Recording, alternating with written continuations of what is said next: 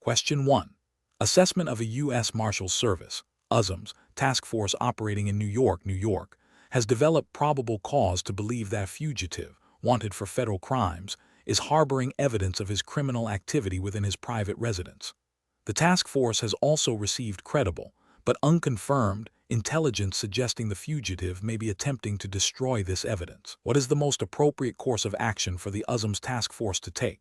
Option A. Contact the fugitive and request voluntary consent to search his residence. Option B. Immediately seek a search warrant from a federal magistrate based on the probable cause and the intelligence regarding potential evidence destruction. Option C. Secure the perimeter of the residence and wait for further intelligence before taking any action. Option D. Conduct an immediate warrantless search of the residence to secure the evidence before it can be destroyed. Correct answer is B. Immediately seek a search warrant from a federal magistrate based on the probable cause and the intelligence regarding potential evidence destruction. Explanation. Scenario analysis. This scenario presents a professional challenge due to the inherent tension between the need for swift action to secure evidence and the imperative to uphold the constitutional rights of individuals. The U.S. Marshals Service, USMS, operates under strict legal frameworks that govern searches and seizures, particularly when dealing with sensitive information. Failure to adhere to these frameworks can lead to the suppression of evidence, damage to the agency's reputation, and potential legal repercussions for the officers involved. Careful judgment is required to balance operational effectiveness with legal compliance. Correct approach analysis.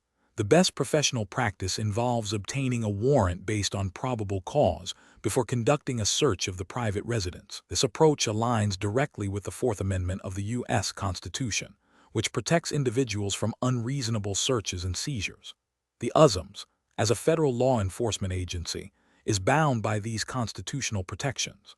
A warrant, issued by a neutral and detached magistrate, ensures that law enforcement has demonstrated sufficient probable cause to believe that evidence of a crime will be found at the specified location. This process provides a crucial safeguard against arbitrary government intrusion and ensures that searches are conducted in a targeted and legally permissible manner. Incorrect approaches analysis. Conducting a search of the private residence without a warrant, even with the belief that evidence is present, violates the Fourth Amendment's protection against unreasonable searches and seizures. This approach bypasses the judicial oversight required to establish probable cause and could lead to the exclusion of any evidence obtained. Securing the perimeter of the residence and waiting for a warrant to be issued while observing the premises is a legally sound approach to prevent the destruction of evidence. However, if the USMS officers have probable cause to believe that evidence is being actively destroyed or removed, and exigent circumstances exist, they may be justified in entering without a warrant to preserve that evidence. Without such exigent circumstances, delaying the search until a warrant is obtained is the preferred and legally mandated course of action. Contacting the resident and requesting permission to search the home is a valid method for obtaining consent to search. However, consent must be freely and voluntarily given, without coercion or duress. If consent is not obtained, or if there is any doubt about its voluntariness, proceeding with a search without a warrant would be a violation of constitutional rights. Professional reasoning. Professionals in law enforcement, including the USMS, must employ a decision-making framework that prioritizes constitutional rights and legal procedures. This framework involves 1. Identifying the legal requirements for the action contemplated, e.g., search and seizure. 2. Assessing the available facts and circumstances to determine if probable cause and any necessary exigent circumstances exist. 3. Consulting relevant legal precedents and agency policy. 4. Seeking judicial authorization, e.g., a warrant when required. 5. Documenting all actions and justifications thoroughly. In situations involving potential evidence, the default position should always be to seek a warrant unless specific, legally recognized exceptions, like exigent circumstances, clearly apply. Question 2. Quality control measures reveal that a U.S. Marshal, while on duty in Texas, recognizes an individual who is the subject of an active federal arrest warrant. The Marshal has a close personal friendship with this individual's sibling, a relationship that is known within their personal social circle, but not officially documented within the U.S. Marshals Service. The marshal is considering how to proceed with the apprehension. Which of the following approaches best upholds the professional standards and regulatory framework governing U.S. Marshals? Option A. Assign a subordinate marshal to conduct the apprehension without disclosing the personal relationship to the subordinate to avoid complicating the operation. Option B. Discreetly attempt to minimize personal interaction during the apprehension process while still participating in the operation. Option C. Proceed with the apprehension, exercising extreme professionalism and objectivity, believing the personal relationship will not influence their actions. Option D. Immediately inform the supervising officer of the personal relationship with the individual's sibling and request to be recused from all aspects of the apprehension. The correct answer is D. Immediately inform the supervising officer of the personal relationship with the individual's sibling and request to be recused from all aspects of the apprehension. Explanation. Scenario analysis. This scenario presents a professional challenge due to the inherent conflict between a U.S. Marshal's duty to uphold federal law and the potential for personal relationships to influence judgment. The need to maintain impartiality and public trust is paramount, making objective decision-making critical. The situation requires a marshal to navigate a delicate balance between personal connections and official responsibilities, where any perceived bias could undermine the integrity of law enforcement operations and the U.S. Marshals Service itself. Correct approach analysis. The best professional practice involves immediately and fully disclosing the personal relationship to the supervising officer and recusing oneself from any aspect of the investigation or apprehension related to the individual. This approach is correct because it adheres strictly to the U.S. Marshals Service's internal policies and federal regulations concerning conflicts of interest and ethical conduct. By disclosing the relationship and stepping aside, the marshal demonstrates an unwavering commitment to impartiality, prevents any appearance of impropriety, and ensures that the investigation proceeds without the taint of personal bias. This upholds the principle of equal justice under the law and preserves the credibility of the U.S. Marshals Service. Incorrect approaches analysis. One incorrect approach involves proceeding with the apprehension without disclosing the relationship, believing personal objectivity can be maintained. This is ethically and regulatorily unsound because it violates the U.S. Marshals Service's conflict of interest policies, which mandate disclosure of any personal connection that could reasonably be perceived to influence official duties. It creates an unacceptable appearance of impropriety, even if no actual bias occurred, and erodes public trust. Another incorrect approach is to attempt to handle the situation discreetly by minimizing contact or interaction during the apprehension, while still participating. This is also professionally unacceptable, as it fails to address the core issue of potential bias and the appearance of impropriety. The U.S. Marshals Service requires transparency and a clear separation from situations where personal relationships could compromise official actions. This approach does not provide the necessary safeguards. A further incorrect approach would be to delegate the apprehension to a subordinate without informing them of the personal relationship, hoping to avoid direct involvement. This is problematic because it still involves the marshal in the decision-making process of assigning the task, and the underlying conflict of interest remains unaddressed. It also fails to foster a culture of transparency and accountability within the team, potentially leading to future ethical breaches. Professional reasoning. Professionals in law enforcement, particularly those within the U.S. Marshals Service, must employ a decision-making framework that prioritizes ethical conduct, adherence to regulations, and the preservation of public trust. This framework involves 1. Recognizing potential conflicts of interest immediately. 2. Consulting relevant policies and regulations. 3. Disclosing the conflict to the appropriate authority. 4. Recusing oneself from any involvement that could be influenced by the conflict. 5. Documenting the disclosure and recusal. This systematic approach ensures that decisions are made impartially and that the integrity of law enforcement operations is maintained. Question 3. Regulatory review indicates that a deputy U.S. Marshal in California has been assigned to execute a federal arrest warrant for an individual whose alleged offense deeply conflicts with the deputy's personal moral and religious convictions.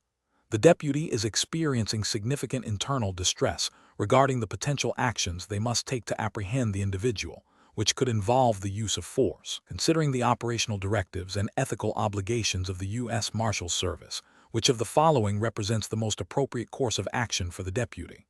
Option A. Discreetly delay the execution of the warrant, hoping the situation resolves itself or another deputy is assigned. Option B. Request immediate reassignment of the warrant to another deputy solely to avoid personal moral conflict. Option C. Refuse to execute the warrant, citing personal moral and religious objections as grounds for noncompliance. Option D. Proceed with the execution of the warrant, setting aside personal convictions to fulfill sworn duties, while ensuring all actions are lawful and professional. The correct answer is D. Proceed with the execution of the warrant, setting aside personal convictions to fulfill sworn duties, while ensuring all actions are lawful and professional. Explanation.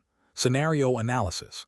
This scenario presents a professional challenge due to the inherent tension between an individual's personal beliefs and the official duties assigned by the U.S. Marshals Service, USMS. USMS operates under a strict code of conduct and legal mandates that prioritize public safety and the execution of legal processes. A deputy U.S. Marshal's personal moral objections, while valid on an individual level, cannot supersede their sworn duty to uphold federal law and execute court orders. The challenge lies in navigating this conflict while maintaining professional integrity and adhering to the USM's operational requirements. Correct approach analysis. The best professional approach involves acknowledging the personal moral conflict while unequivocally committing to fulfilling the assigned duty. This approach recognizes that deputy U.S. Marshals are agents of the federal government, bound by oath to execute lawful orders, regardless of personal feelings.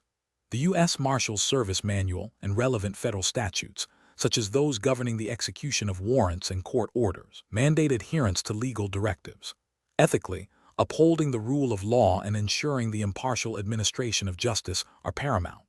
Therefore, a deputy U.S. Marshal must set aside personal reservations and proceed with the lawful execution of their duties, ensuring all actions are conducted within legal and procedural boundaries. Incorrect approaches analysis. One incorrect approach involves refusing to execute the warrant based solely on personal moral objections. This directly violates the deputy U.S. Marshal's oath of office and the legal obligations imposed by the U.S. Marshals Service.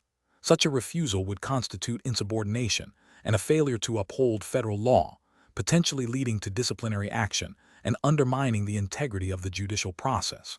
Another incorrect approach is to attempt to subtly sabotage or delay the execution of the warrant due to personal reservations. This is ethically unsound and professionally unacceptable. It demonstrates a lack of integrity and a failure to act in good faith. Such actions could have serious legal consequences for the individual and the agency and would erode public trust. A third incorrect approach is to seek to delegate the duty to another officer without a valid operational or safety reason, solely to avoid personal discomfort. While delegation is a tool, using it to circumvent personal moral objections without proper justification is a dereliction of duty. It suggests an unwillingness to confront professional responsibilities and can lead to inconsistencies in the execution of federal mandates. Professional reasoning. Professionals in law enforcement, particularly those with the authority of the U.S. Marshals Service, must operate within a framework that prioritizes legal mandates and public safety above personal feelings. The decision-making process should involve 1. Identifying the legal and procedural requirements of the task. 2. Recognizing any personal conflicts that arise. 3. Consulting relevant policies and directives, e.g. U.S. Marshals Service Manual. 4. Seeking clarification or guidance from supervisors if the conflict is significant and impacts the ability to perform duties impartially. 5. Ultimately, prioritizing the sworn duty to uphold the law and execute lawful orders, ensuring all actions are conducted professionally and ethically. Question 4.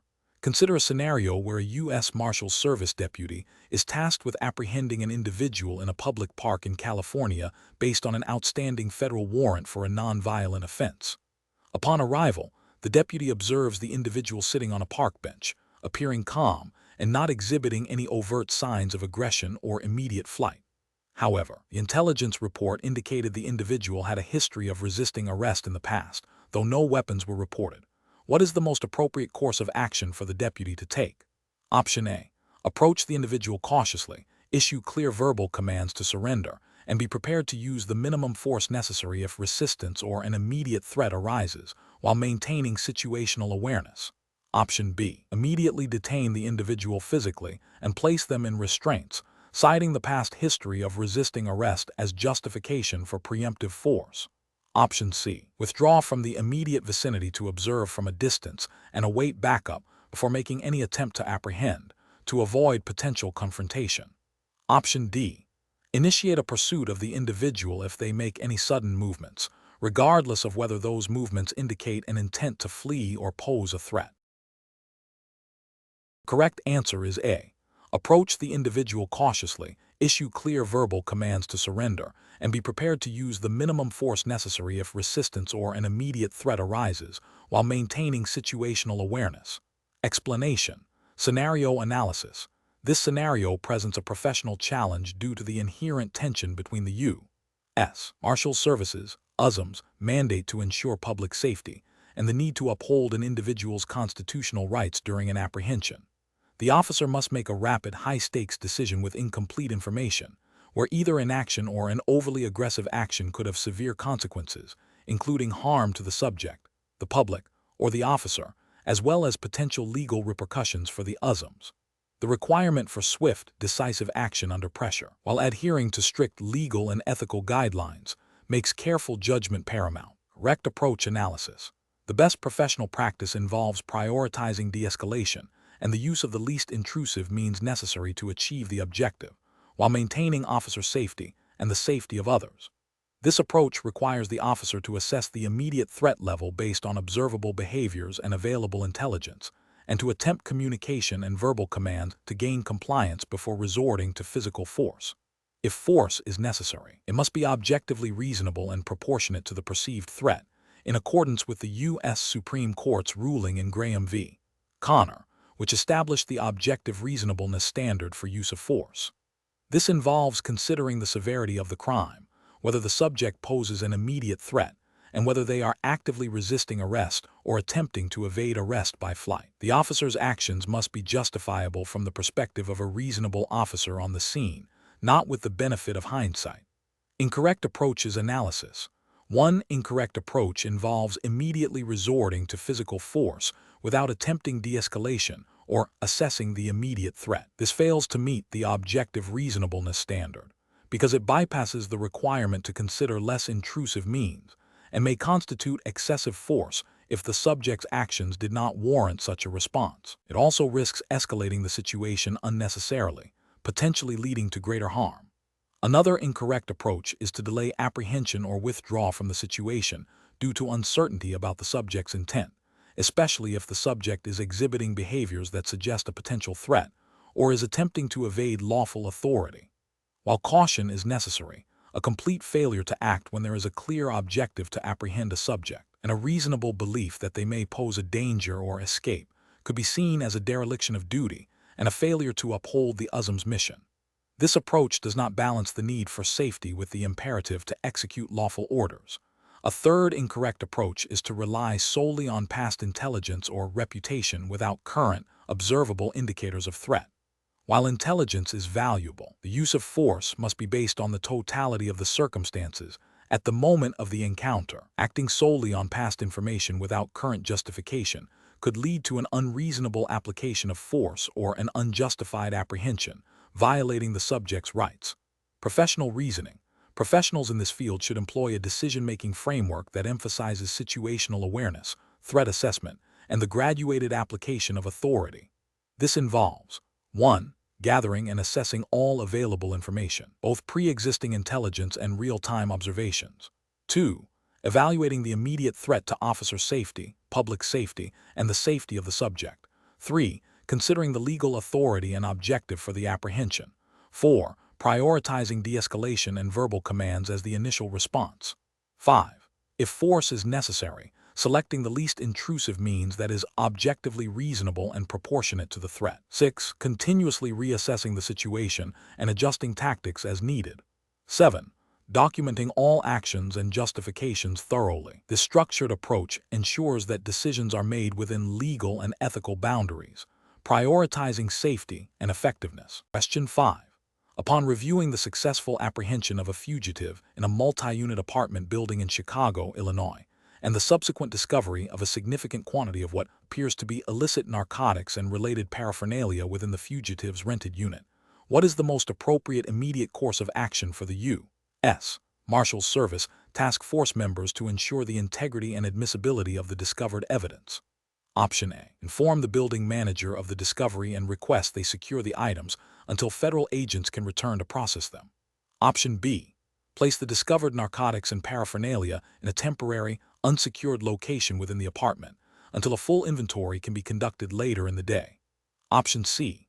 Begin an immediate, informal inventory of the narcotics and paraphernalia on site, noting findings in a personal notebook before formal submission. Option D. Secure the scene. Meticulously document the chain of custody for all seized items, and immediately initiate the formal evidence submission process according to U.S. Marshals Service protocols. Correct answer is D. Secure the scene, meticulously document the chain of custody for all seized items, and immediately initiate the formal evidence submission process according to U.S. Marshals Service protocols. Explanation. This scenario presents a professional challenge due to the inherent tension between the need for swift action to secure evidence and the imperative to adhere strictly to established legal procedures and constitutional protection. The U.S. Marshals Service operates under a strict legal framework that prioritizes due process and the integrity of evidence. Failure to follow these protocols can lead to the suppression of crucial evidence, jeopardizing investigations and undermining the justice system.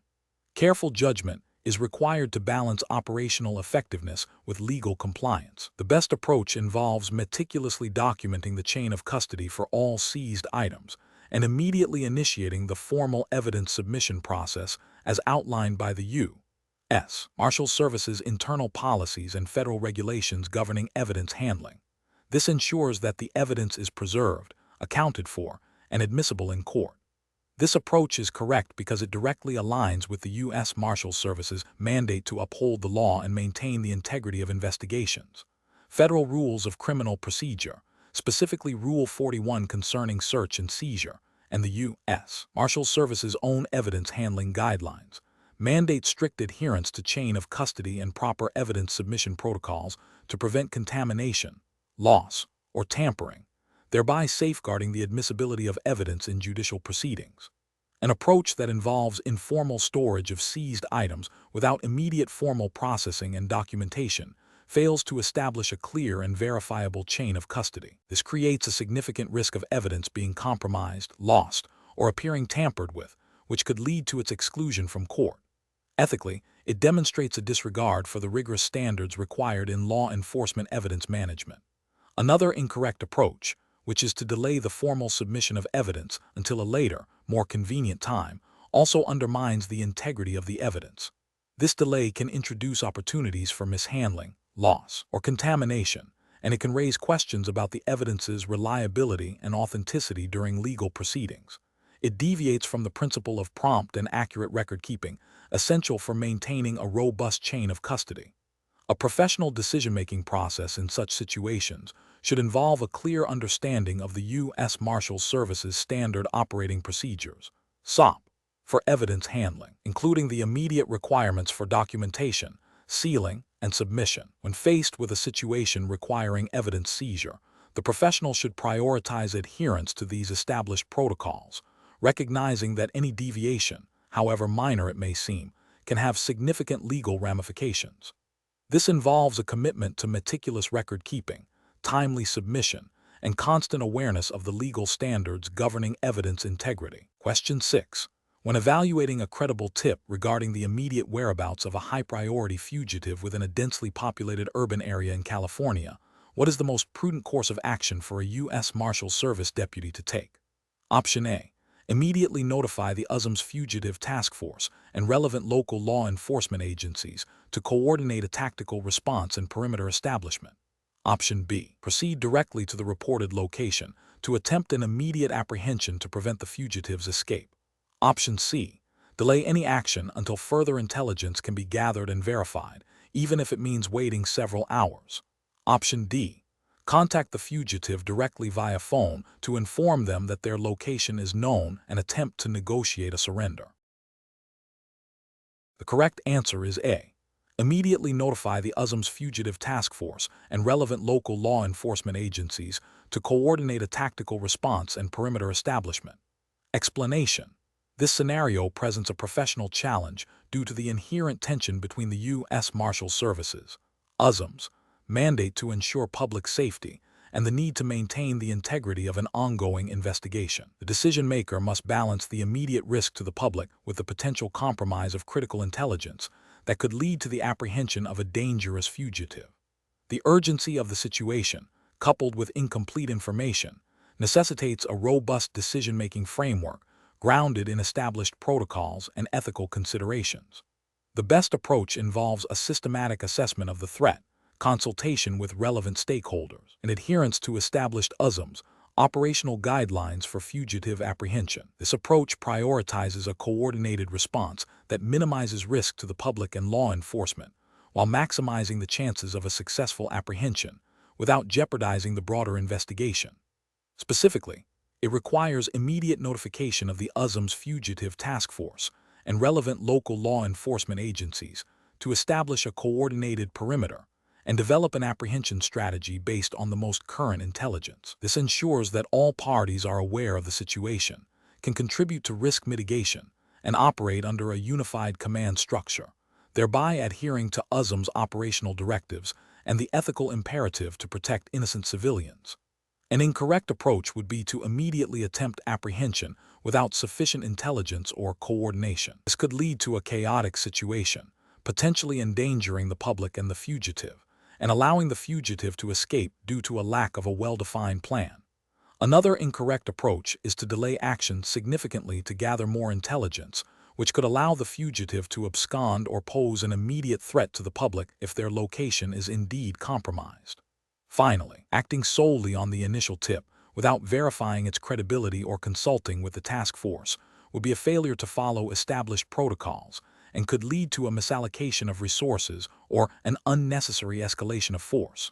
Professionals should employ a decision-making framework that includes 1. Threat assessment. Quickly evaluate the immediate danger posed by the fugitive and the environment. 2. Information verification. Seek to corroborate the tip through available intelligence channels. 3. Stakeholder consultation. Immediately engage with the USMS Fugitive Task Force and relevant local agencies. 4. Strategy development. Collaboratively devise an apprehension plan that prioritizes safety and operational success. 5. Execution and adaptation. Implement the plan while remaining flexible to adapt to evolving circumstances. Question 7. The analysis reveals that during a USMS operation in California to apprehend a wanted fugitive, officers discover a backpack near the fugitive that appears to contain items potentially linked to a recent burglary. Given the fugitive's history of resisting arrest and the need to quickly secure the individual, what is the most appropriate course of action regarding the backpack and its contents? Option A. Secure the backpack and its contents immediately, documenting their location and appearance before carefully collecting and logging them according to USMS evidence handling protocols, even if it causes a minor delay in transporting the fugitive. Option B.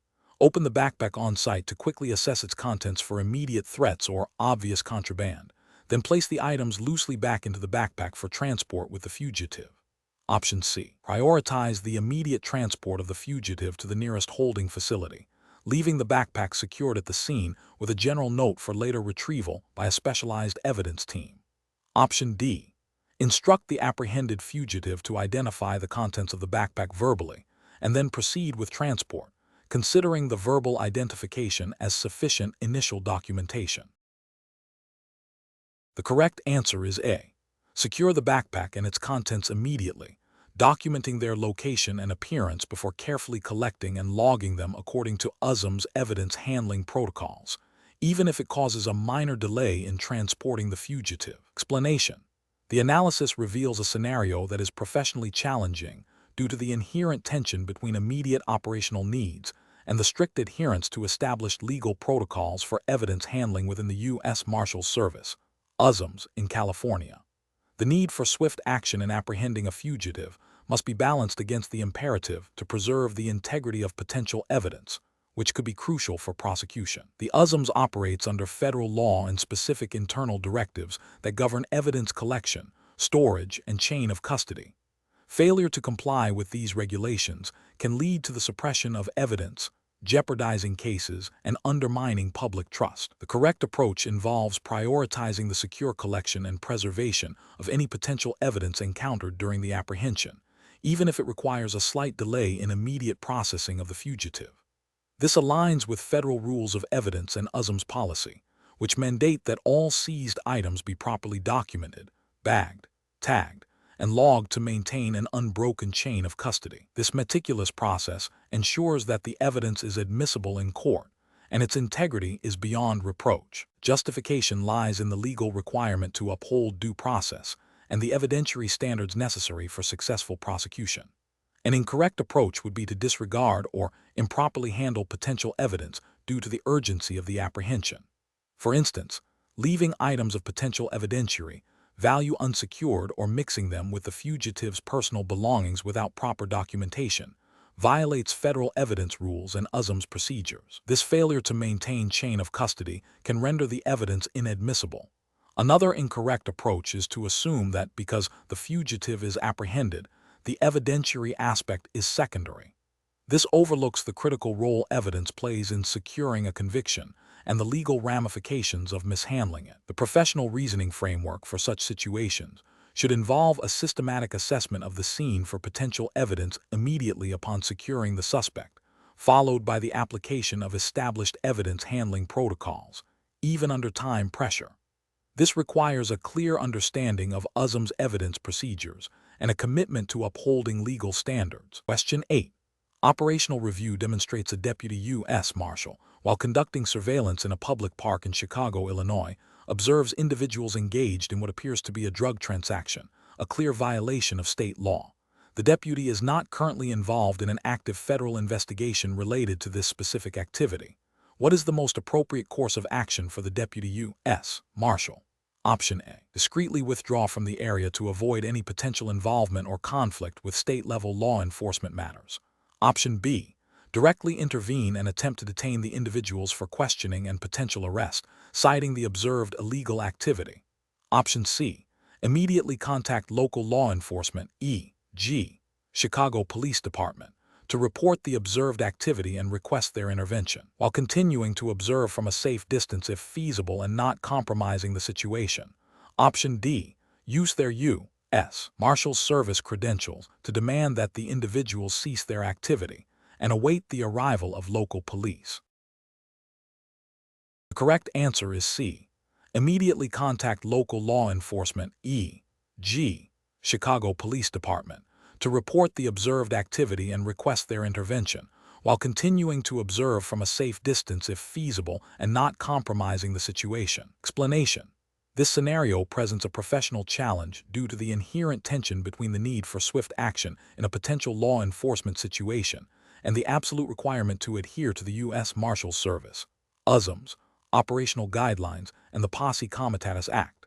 The officer must balance immediate perceived threats with established legal boundaries and agency protocols. Misjudgment can lead to severe legal repercussions, damage to the agency's reputation, and compromise of ongoing investigations. The correct approach involves a measured response that prioritizes de-escalation and information gathering within legal parameters. This means the deputy U.S. Marshal should immediately assess the situation for any direct threat to themselves or others, and if no immediate threat is present, they should contact local law enforcement to handle the situation.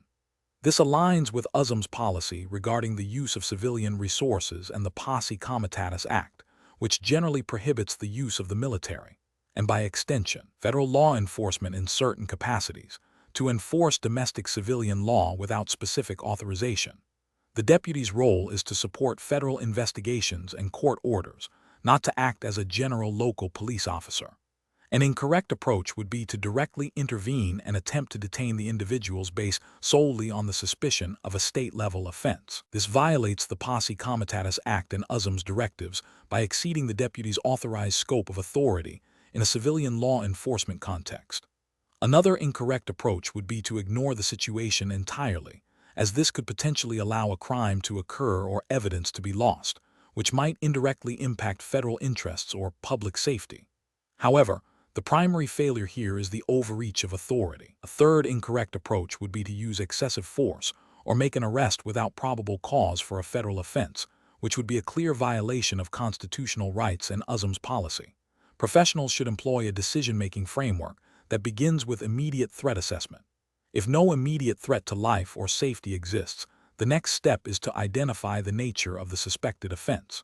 If the offense is clearly a state or local matter, the protocol is to contact and coordinate with the appropriate local law enforcement agency. This ensures that the situation is handled by the jurisdiction with the primary authority and resources, while the deputy U.S. Marshal remains within their legal and operational boundaries. Question 9. Implementation of a fugitive apprehension operation in Chicago, Illinois, requires the U.S. Marshals Service, USMS, to act swiftly based on intelligence indicating a suspect's location. The intelligence consists of a tip from a confidential informant with a proven track record, stating the suspect is currently inside a specific apartment and is known to be armed. The suspect is wanted for a violent felony. What is the most appropriate course of action for the USMS task force? Option A. Immediately attempt to establish probable cause for an arrest, and if confirmed, proceed with a lawful entry and apprehension, considering any immediate threats to officer safety or the public. Option B. Delay the apprehension until a warrant can be obtained, even if it means the suspect may escape. Option C. Conduct a warrantless search of the apartment based on the informant's tip and the suspect being armed, prior to attempting apprehension. Option D. Proceed with an immediate, forceful entry into the apartment based solely on the informant's tip and the suspect being armed, without further verification of the information. The correct answer is A. Immediately attempt to establish probable cause for an arrest, and if confirmed, proceed with a lawful entry and apprehension, considering any immediate threats to officer safety or the public. Explanation. This scenario presents a professional challenge due to the inherent tension between the U.S. Marshals Service's USMS mandate for swift and effective apprehension of fugitives and the critical need to uphold constitutional rights, particularly the Fourth Amendment's protection against unreasonable searches and seizures. The decision-maker must balance operational urgency with legal and ethical obligations, requiring careful judgment to avoid both mission failure and legal repercussions. The best approach involves a thorough, albeit rapid, assessment of the available intelligence to establish probable cause for the arrest and any associated search. This means meticulously reviewing all credible information, corroborating details where possible, and ensuring that the collective knowledge of the officers at the time of the encounter would lead a reasonable person to believe that the suspect has committed, is committing, or is about to commit a crime. This aligns directly with the legal standard for probable cause required by the Fourth Amendment for arrests and searches without a warrant. The USMS, as a federal law enforcement agency, is bound by these constitutional protections. An incorrect approach would be to proceed with an arrest based solely on a vague tip from an anonymous source without any independent corroboration. This fails to meet the probable cause standard, as anonymous tips by themselves generally lack the reliability necessary to justify a deprivation of liberty. Such an action would violate the Fourth Amendment and expose the USMS to legal challenges and potential civil liability. Another incorrect approach would be to delay the apprehension indefinitely while attempting to gather exhaustive evidence, even when sufficient probable cause already exists. While thoroughness is important, an unreasonable delay in apprehending a known fugitive, especially if they pose a risk to public safety or are likely to abscond further, could be seen as a dereliction of duty and could also lead to the fugitive escaping, thereby undermining the mission. Finally, an incorrect approach would be to conduct a search of the suspect's residence without a warrant or a recognized exception to the warrant requirement, even if probable cause for arrest exists. While probable cause for arrest is necessary, it does not automatically grant the authority to search a private dwelling.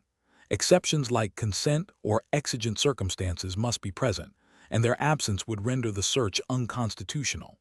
Professionals should employ a rapid risk assessment and legal justification framework. This involves quickly evaluating the reliability and specificity of intelligence, identifying the legal standard required for the intended action, arrest, search, and determining if that standard is met based on the totality of the circumstances. If probable cause for arrest is established, Officers must then consider the legal basis for any subsequent search, always prioritizing constitutional compliance. Question 10. To address the challenge of potentially increasing deputy staffing levels in the U.S. Marshals Service's New York field office, the chief deputy must determine the maximum number of new deputies that can be hired within the allocated fiscal year budget of $5,000,000. The average annual base salary per deputy is $85,000. Additional annual costs per deputy include benefits $25,000, training $5,000, equipment $7,000, and allocated overhead $3,000. Based on these figures, what is the maximum number of new deputies that can be hired? Option A, 40. Option B, 45. Option C, 50. Option D, 30. The correct answer is D, 30. Explanation. Scenario analysis. This scenario presents a professional challenge involving resource allocation under strict budgetary constraints, a common issue for federal law enforcement agencies like the U.S. Marshals Service, USMS. The need to balance operational effectiveness with fiscal responsibility requires careful mathematical analysis and adherence to established procurement and budgeting regulations. The pressure to meet mission objectives while staying within financial limits necessitates a systematic and data-driven decision-making process. Correct approach analysis. The best approach involves a precise calculation of the total cost per deputy, factoring in all direct and indirect expenses, and then comparing this to the allocated budget. This method ensures that all relevant financial components are considered, providing an accurate picture of the feasibility of the proposed staffing increase, specifically calculating the total annual cost per deputy, including salary, benefits, equipment, training, and overhead, and then multiplying this by the desired number of new deputies, followed by a direct comparison to the available budget, is the most robust and compliant method. This aligns with federal budgeting principles that require accurate cost projections and adherence to appropriated funds. Incorrect approach is analysis, an approach that solely considers the base salary of deputies without accounting for benefits, training, equipment, and overhead is fundamentally flawed. This oversight leads to an underestimation of the true cost, potentially resulting in budget overruns and a failure to meet financial obligations. It violates the principle of comprehensive financial planning and accurate resource management mandated by federal financial regulations. Another incorrect approach would be to simply divide the total available budget by the base salary of a deputy to determine the maximum number of deputies that can be hired. This method ignores the significant additional costs associated with each deputy, leading to an inflated and unrealistic staffing projection. It fails to adhere to the requirement for a holistic cost-benefit analysis and accurate budgetary forecasting. A third incorrect approach might involve prioritizing the hiring of the maximum number of deputies based on a rough estimate, without performing detailed calculations or considering the full scope of associated expenses. This ad hoc method lacks the rigor required for federal budgeting and procurement, risking non-compliance with financial regulations and potentially jeopardizing the operational capacity of the service due to unforeseen shortfalls. Professional reasoning. Professionals in the U.S. Marshals Service must employ a structured decision-making framework that begins with a clear understanding of the operational requirements and budgetary limitations. This involves gathering all relevant cost data, performing accurate mathematical calculations to project total expenses, and comparing these projections against available funds. Transparency, accuracy, and adherence to federal financial regulations are paramount. When faced with resource allocation decisions, a systematic approach that quantifies all costs and compares them to available resources, rather than relying on estimations or partial data, ensures responsible stewardship of public funds and effective mission accomplishment. Question 11. Examination of the data shows a federal courthouse in New York City is experiencing a disturbance where an individual in the lobby is verbally disruptive and exhibiting agitated behavior, but not posing an immediate physical threat to others. What is the most appropriate course of action for U.S. Marshals Service, USMS, personnel on duty? Option A. Ignore the individual's behavior, assuming they will eventually calm down on their own. Option B. Assess the situation, attempt verbal de-escalation, and only employ physical intervention if the behavior escalates to a direct threat or if mandated by USMS policy for specific circumstances. Option C. Contact the New York City Police Department, NYPD, for immediate assistance in removing the individual. Option D. Immediately physically restrain the individual and escort them out of the courthouse to prevent further disruption. The correct answer is B. Assess the situation, attempt verbal de-escalation, and only employ physical intervention if the behavior escalates to a direct threat or if mandated by USMS policy for specific circumstances. Explanation. Scenario analysis. This scenario presents a professional challenge due to the inherent tension between the U.S. Marshals Services, USMS, mandate to ensure public safety and the need to protect the rights and dignity of individuals in their custody. The decision-maker must balance immediate security concerns with established legal and ethical protocols, requiring careful judgment to avoid overreach or negligence. The specific context of a federal courthouse adds a layer of complexity, demanding adherence to stringent federal regulations and policies. Correct approach analysis. The best approach involves a measured response that prioritizes de-escalation and adherence to established USMS procedures for managing disruptive individuals within a federal facility. This means assessing the immediate threat level, attempting verbal de-escalation techniques, and only resorting to physical intervention or restraint if absolutely necessary, and in accordance with USMS policy and federal law regarding the use of force. This approach is correct because it aligns with the USMS dual responsibility of maintaining order and security while respecting the rights of individuals, as guided by federal statutes and internal USMS directives on use of force and prisoner management. It emphasizes a graduated response, minimizing the use of force and potential for injury or undue hardship. Incorrect approaches analysis.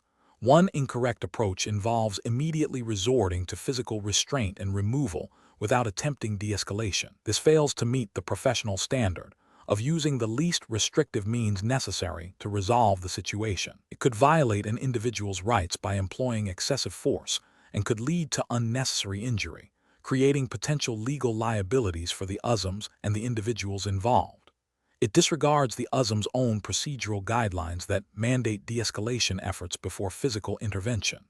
Another incorrect approach is to ignore the disruptive behavior, assuming it will resolve itself. This is professionally unacceptable, as it abdicates the USMS' responsibility to maintain a safe and orderly environment within the federal courthouse. Such an action could escalate the situation, potentially endangering other individuals present, including court personnel, the public, and the disruptive individual themselves. It violates the core duty of the USMS to provide security and prevent disturbances. A third incorrect approach is to involve external law enforcement agencies without a clear and immediate threat that exceeds the USMS' capacity to manage. While interagency cooperation is sometimes necessary, initiating this without proper assessment and justification can lead to jurisdictional confusion, unnecessary escalation, and a departure from established USMS protocols for handling internal security matters. It bypasses the established chain of command and the specific training USMS personnel receive for such situations. Professional reasoning. Professionals in this situation should employ a decision-making framework that begins with a thorough assessment of the immediate threat. This involves observing the individual's behavior, verbal cues, and the surrounding environment. The next step is to attempt de-escalation through calm, clear communication, adhering to established techniques. If de-escalation is unsuccessful and a threat persists, the framework dictates a graduated response, utilizing the minimum force necessary and appropriate to the situation, always in strict accordance with USMS policy and federal law. Documentation of all actions taken and observations made is a critical component of this framework. Question 12. Research into U.S. Marshals Service, USMS, operational procedures reveals a scenario where a detainee, scheduled for transport between federal facilities in California, reports experiencing severe, sudden chest pain. The transport team has limited medical personnel, and the detainee has a known history of cardiac issues. What is the most appropriate decision-making framework for the supervising USMS deputy marshal? Option A. Delay the transport indefinitely until the detainee's symptoms completely subside, without seeking external medical consultation or informing the receiving facility. Option B. Initiate a comprehensive risk assessment. Immediately consult with a USMS medical liaison or designated medical authority to evaluate the detainee's condition, and coordinate with the receiving facility regarding the detainee's reported symptoms and potential medical needs prior to proceeding with or altering transport plans. Option C. Proceed with the transport as scheduled, instructing the detainee to endure the discomfort, as the transport schedule is critical and the detainee's complaint could be an attempt to delay proceedings. Option D. Authorize a local, non-USMS medical facility to assess the detainee, with the transport team remaining on standby, without formal documentation of the medical assessment or communication with the receiving facility. The correct answer is B. Initiate a comprehensive risk assessment. Immediately consult with a USMS medical liaison or designated medical authority to evaluate the detainee's condition, and coordinate with the receiving facility regarding the detainee's reported symptoms and potential medical needs prior to proceeding with or altering transport plans. Explanation. The scenario presents a professional challenge due to the inherent tension between the U.S. Marshals Services, USMS, duty to protect individuals in their custody, and the need to maintain operational security and public safety. The decision-maker must balance the immediate needs of the detainee with broader security protocols and potential risks. Careful judgment is required to avoid compromising either the detainee's well-being or the integrity of the operation. The best approach involves a thorough, documented risk assessment that prioritizes the detainee's immediate medical needs, while strictly adhering to USMS policy and federal regulations governing the transport of high-risk individuals. This includes consulting with medical professionals to understand the urgency and nature of the detainee's condition, coordinating with the receiving facility to ensure appropriate medical support is in place, and meticulously documenting all decisions and communications. This approach is correct because it aligns with the USMS mandate to ensure the humane treatment of detainees while upholding security standards, as outlined in USMS operational manuals and federal directives concerning prisoner welfare and transport security. It demonstrates a commitment to both legal obligations and ethical responsibilities. An incorrect approach would be to unilaterally decide to delay transport based solely on the detainee's verbal complaint, without independent medical verification. This fails to account for potential malingering or the possibility that the complaint, while not immediately life-threatening, still requires professional medical evaluation before transport, which could lead to a violation of detainee rights or a failure to provide necessary care. Another incorrect approach is to proceed with transport without informing the receiving facility of the detainee's reported condition. This creates a significant risk of inadequate medical care upon arrival and could jeopardize the detainee's health, violating the duty of care. Finally, an approach that prioritizes the convenience of the transport team over the detainee's reported medical distress, without a formal risk assessment, demonstrates a disregard for both ethical obligations and potential regulatory breaches concerning the health and safety of individuals in federal custody. Professionals should employ a structured decision-making framework that begins with information gathering, detainee's complaint, available medical history. This is followed by an assessment of the situation, considering potential risks and regulatory requirements. Next, they should consult relevant policies and subject matter experts, medical staff, supervisors. Finally, they must document their decision and the rationale behind it, ensuring accountability and adherence to established protocols. Question 13. Which approach would be most appropriate for a U.S. Marshals Service deputy to take when contacted by a local police detective requesting specific details about a protected witness currently under USMS care in California, where the detective claims the information is critical for an immediate, unrelated criminal investigation? Option A. Share the witness details with the detective after informing a USMS supervisor, but without completing the formal verification and authorization process. Option B. Verify the detective's identity and the legitimacy of their request through official channels, consult USMS policy on information sharing, and seek appropriate authorization before disclosing any information. Option C. Refuse to share any information whatsoever, citing witness protection protocols, without attempting to ascertain the nature of the request or explore potential authorized disclosure avenues. Option D. Immediately provide the requested witness details to the local police detective, assuming their claim of criticality is valid and that interagency cooperation is paramount. Correct answer is B. Verify the detective's identity and the legitimacy of their request through official channels, consult USMS policy on information sharing, and seek appropriate authorization before disclosing any information. Explanation. This scenario is professionally challenging because it requires balancing the immediate need for information with the strict legal and ethical obligations of the U.S. Marshals Service, USMS, regarding the handling of sensitive witness information. The USMS operates under federal law, including statutes governing witness protection and the disclosure of law enforcement information, as well as internal policies and ethical codes that prioritize the safety and confidentiality of individuals involved in investigations. A hasty or unauthorized disclosure could jeopardize an ongoing investigation, endanger a witness, and violate federal regulations and the USM's duty to protect sensitive data. The approach that represents best professional practice involves adhering strictly to established USM's protocols for information dissemination. This means verifying the legitimacy of the requester, confirming the necessity of the information for an authorized purpose, and obtaining the appropriate approvals before any disclosure. This method is correct because it aligns with federal statutes and USM's policies designed to safeguard witness identities and investigative integrity. It ensures that information is shared only when legally permissible and operationally justified, thereby upholding the USM's commitment to witness protection and the rule of law.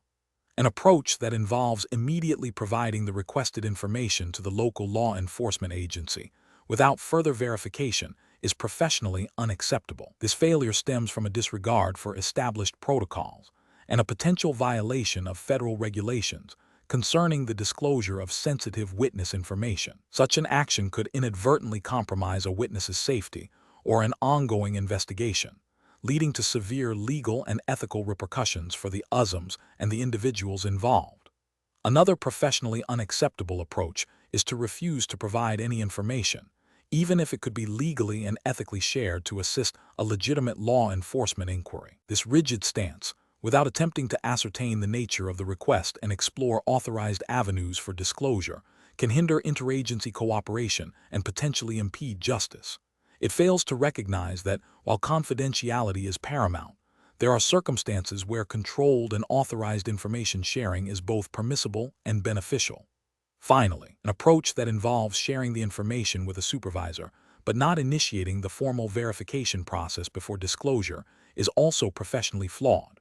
While involving a supervisor is a good step, it does not absolve the individual from following the established procedures for information release.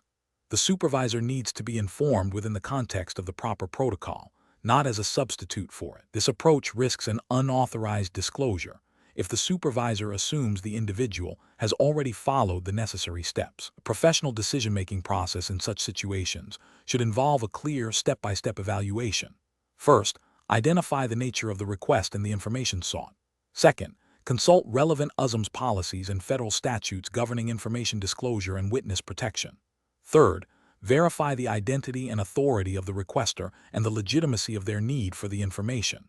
Fourth, seek appropriate authorization for disclosure, if permissible. And fifth, document all actions taken. Question 14.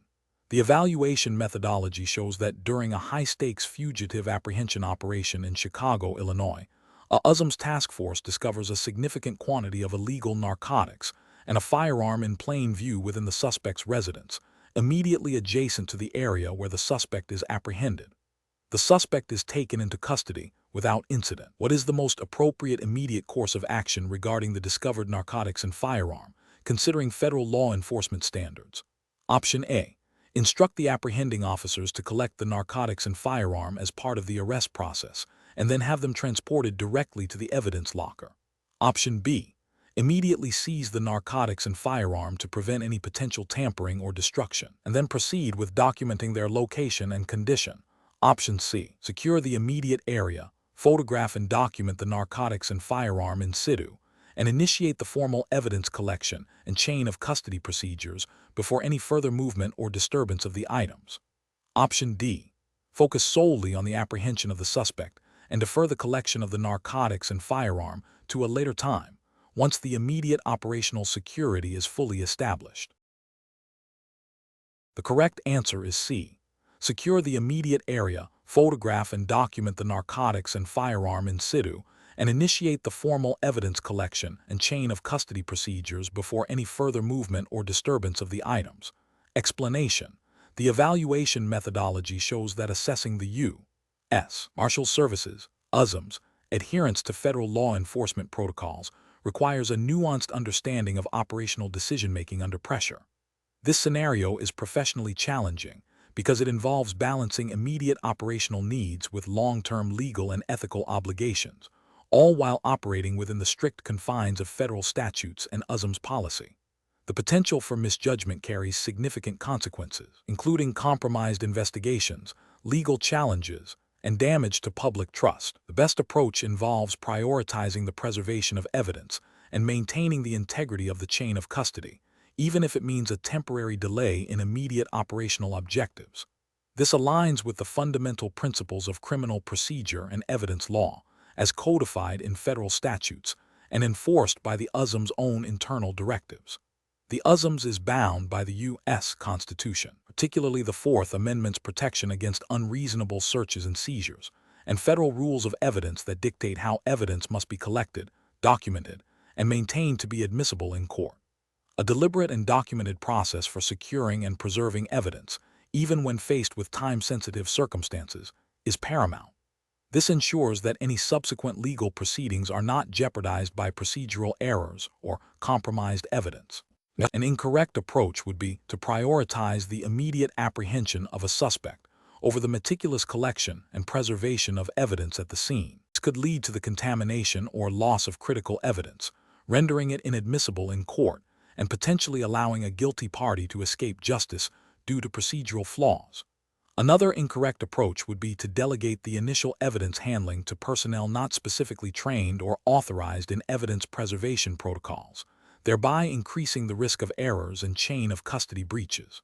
Furthermore, failing to document the exact condition and location of all seized items, or making assumptions about the relevance of certain items without proper assessment, constitutes a significant failure in adhering to established evidentiary standards. Professionals should employ a decision-making framework that emphasizes a systematic approach to evidence management. This includes 1.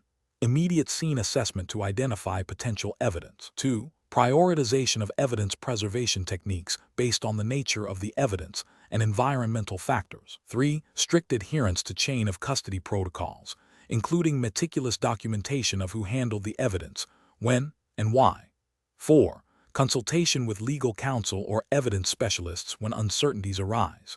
This structured process ensures that operational imperatives do not override the critical legal and ethical requirements for evidence handling. Question 15. Quality control measures reveal that a U.S. Marshals Service deputy is stationed in a public park in California and receives an anonymous tip alleging that an individual matching a specific description, known to be wanted on a federal warrant, is loitering near a park bench. The tip provides no further details about the individual's activities or immediate threat.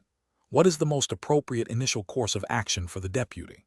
Option A. Disregard the tip as it is anonymous and therefore unreliable. Option B. Discreetly observe the area to verify the presence of an individual matching the description and assess the situation before taking any further action. Option C. Immediately approach and detain the individual based solely on the anonymous tip. Option D. Confront the individual directly and demand identification, citing the anonymous tip. The correct answer is B. Discreetly observe the area to verify the presence of an individual matching the description and assess the situation before taking any further action. Explanation. Scenario analysis. This scenario presents a professional challenge due to the inherent tension between the U.S. Marshals Service's USMS mandate to uphold federal law and the need to maintain public trust and ensure due process. The officer is faced with a situation where a potential violation of federal law has occurred, but the immediate circumstances are ambiguous and could lead to unintended consequences if handled improperly. The need for swift action must be balanced against the imperative to act within legal and ethical boundaries, avoiding overreach or prejudgment. Correct approach analysis. The best professional practice involves a measured and evidence-based approach. This means gathering all available information, assessing the credibility of the source, and considering the totality of the circumstances before taking any definitive action.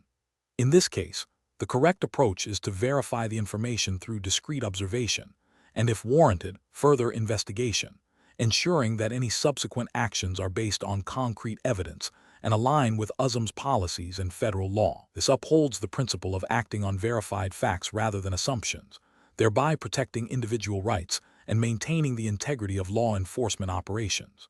Incorrect approach is analysis. Acting solely on the anonymous tip without any independent verification is professionally unacceptable.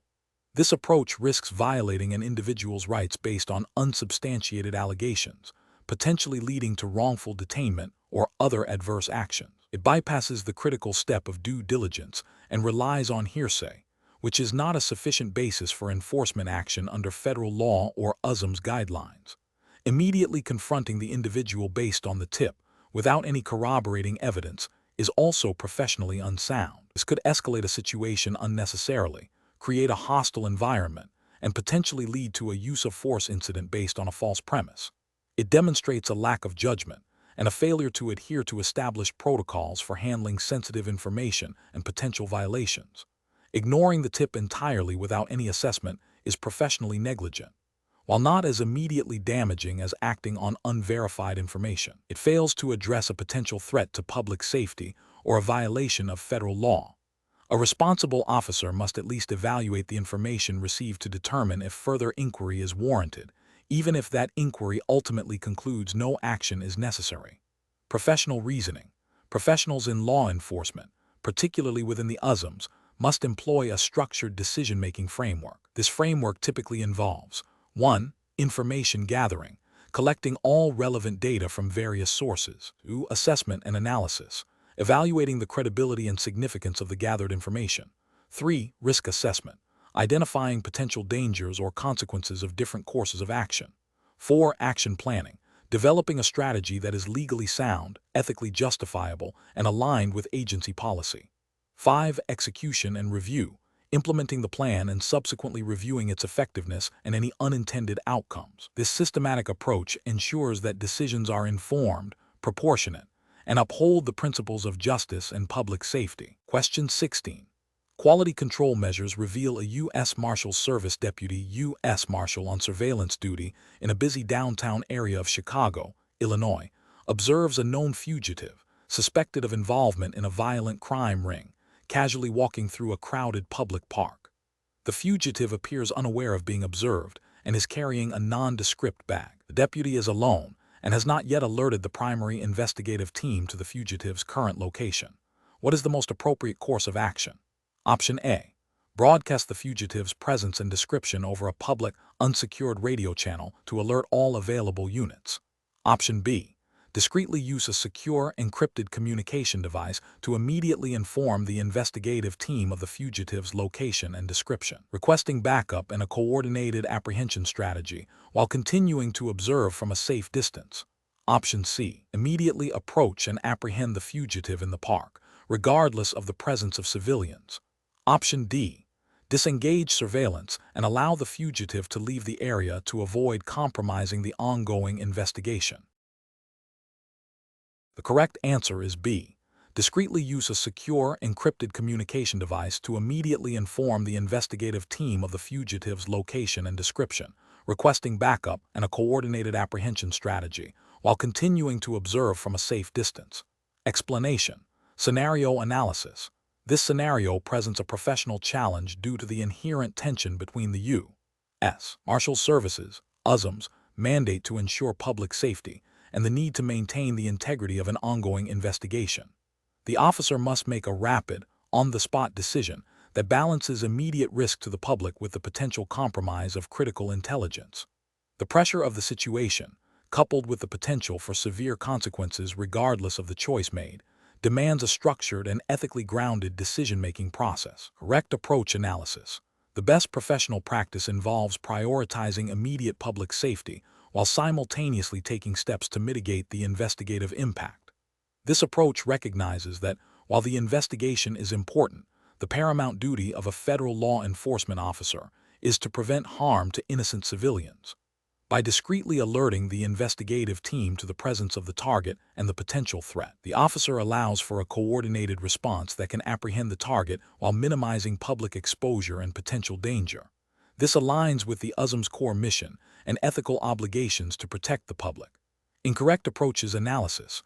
One incorrect approach involves directly confronting the target in the crowded public space.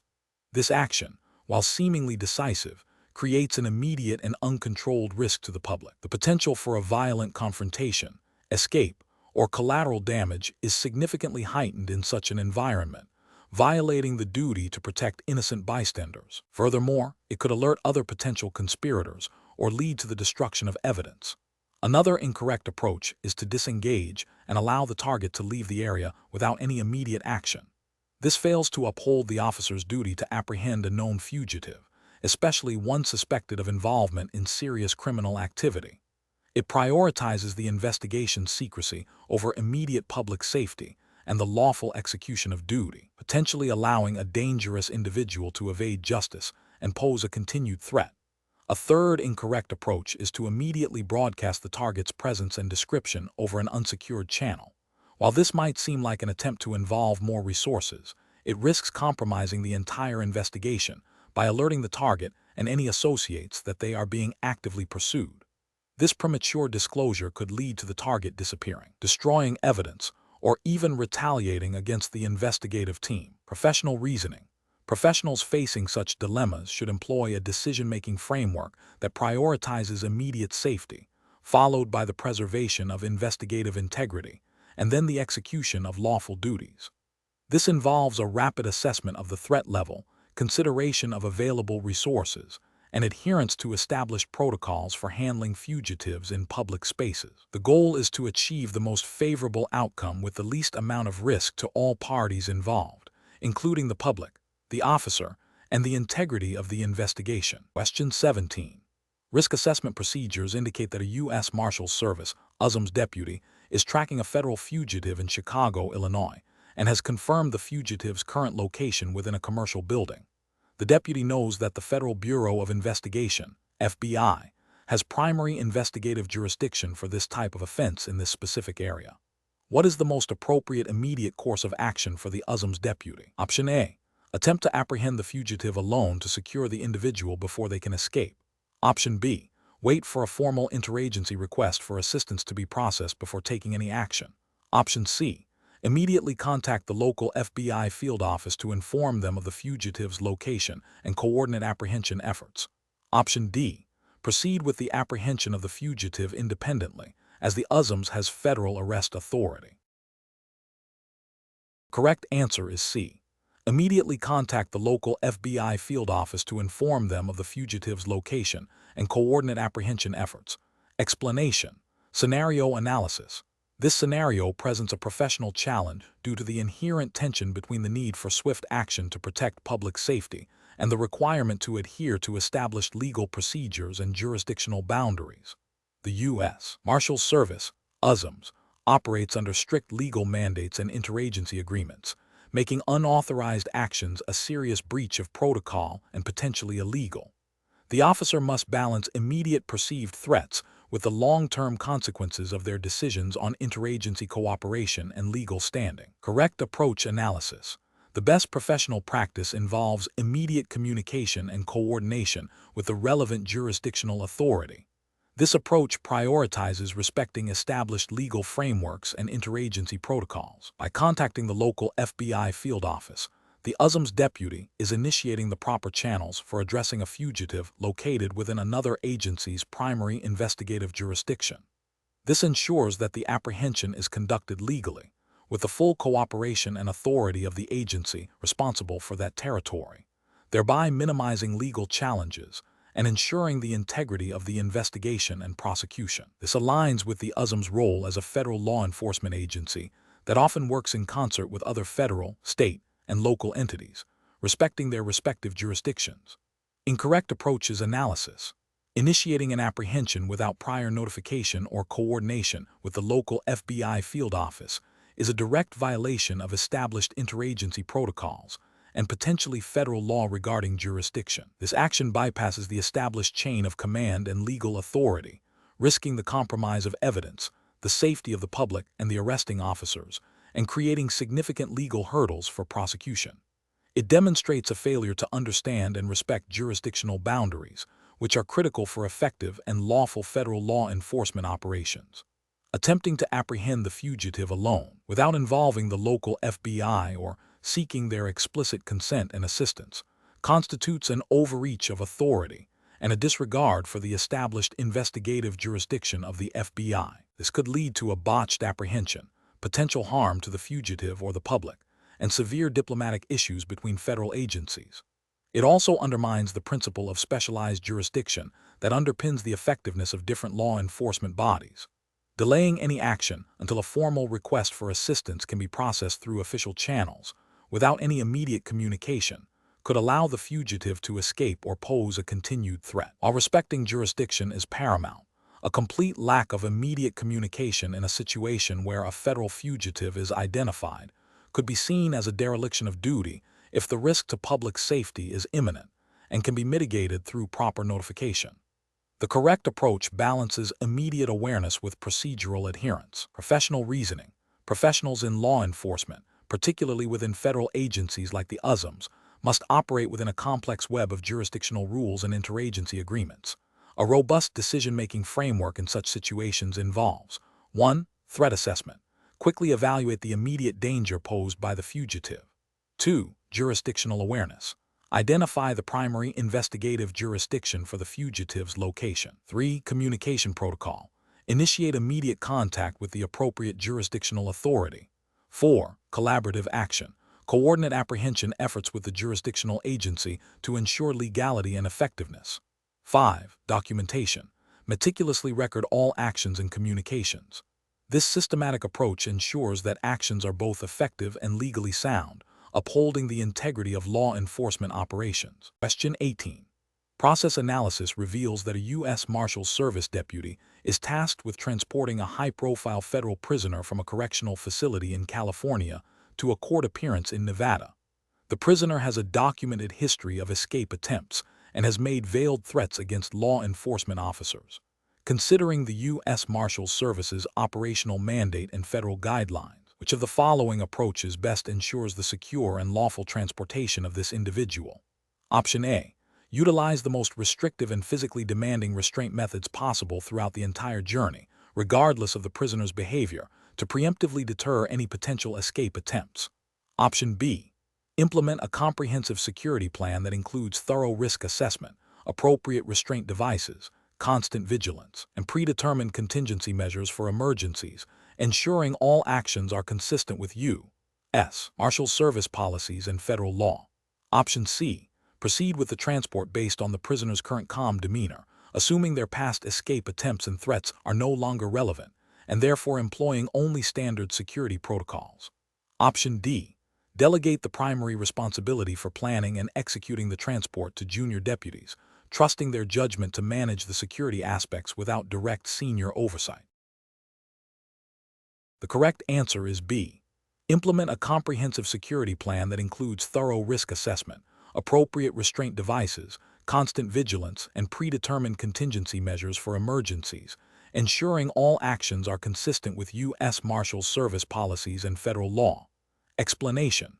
Process analysis reveals that a U.S. Marshals Service deputy is tasked with transporting a high-profile federal prisoner from a correctional facility in California to a court appearance in Nevada.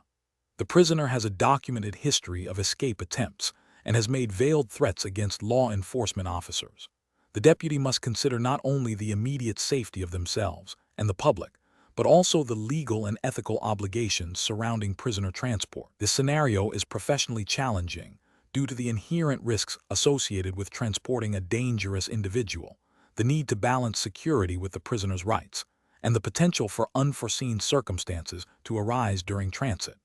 Careful judgment is required to select the most appropriate course of action that upholds the mission of the U.S. Marshals Service, while adhering to all applicable federal regulations and policies. The approach that represents best professional practice involves prioritizing the prisoner's secure containment and the safety of all involved parties through meticulous planning and adherence to established protocols.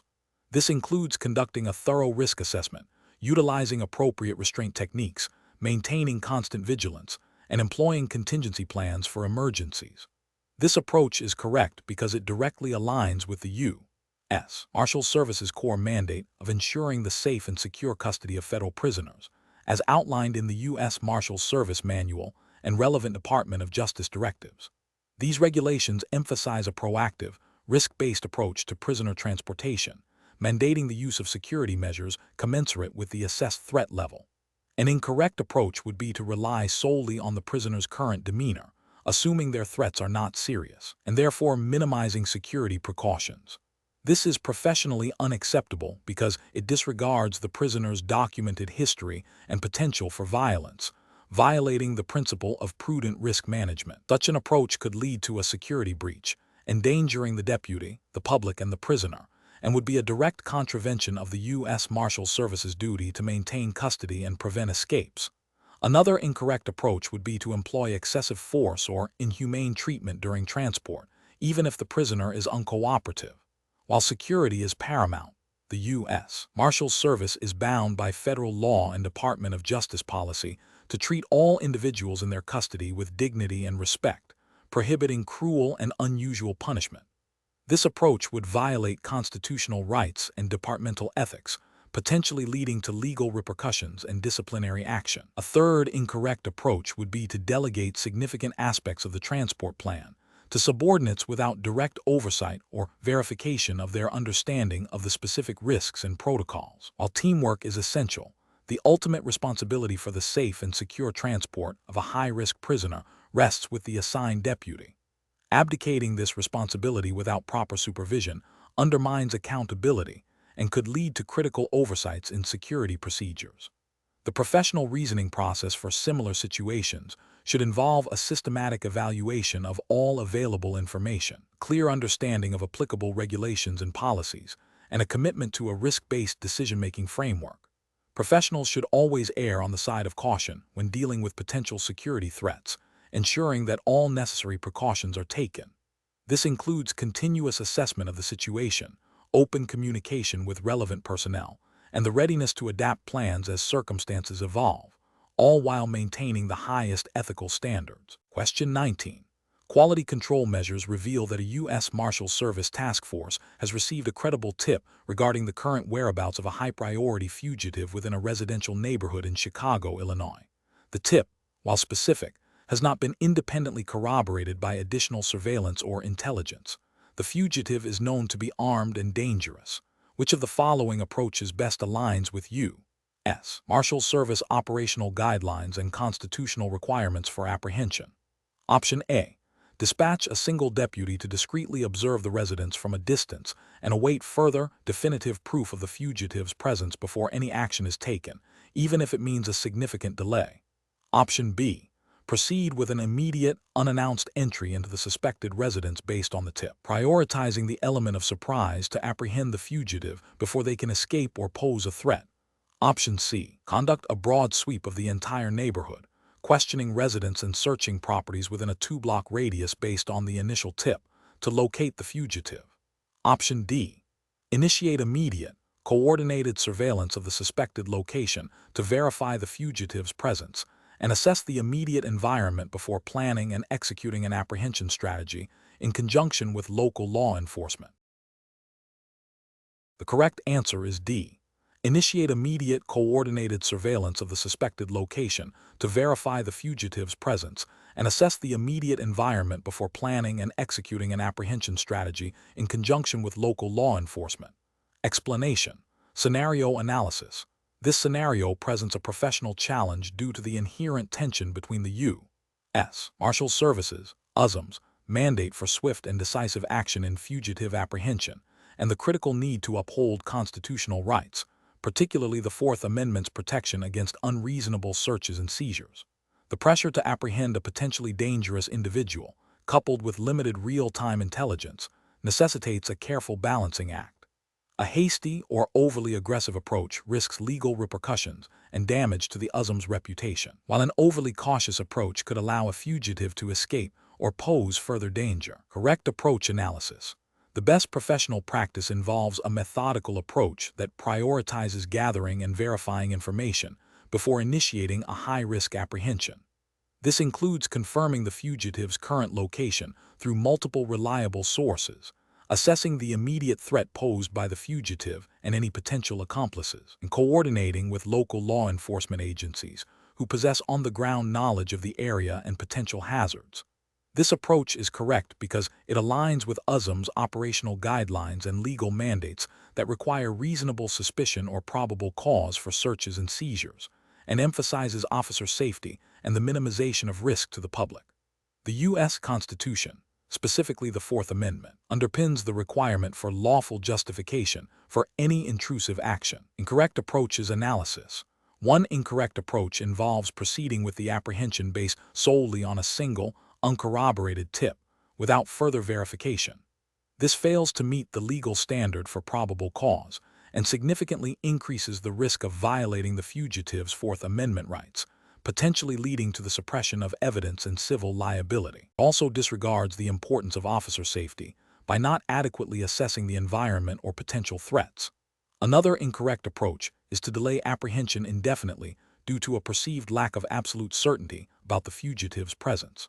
While caution is necessary, an indefinite delay without any further investigative steps could be seen as a failure to diligently pursue a known fugitive, potentially allowing them to abscond or commit further crimes. This approach fails to balance the need for certainty with the imperative to act when reasonable grounds exist.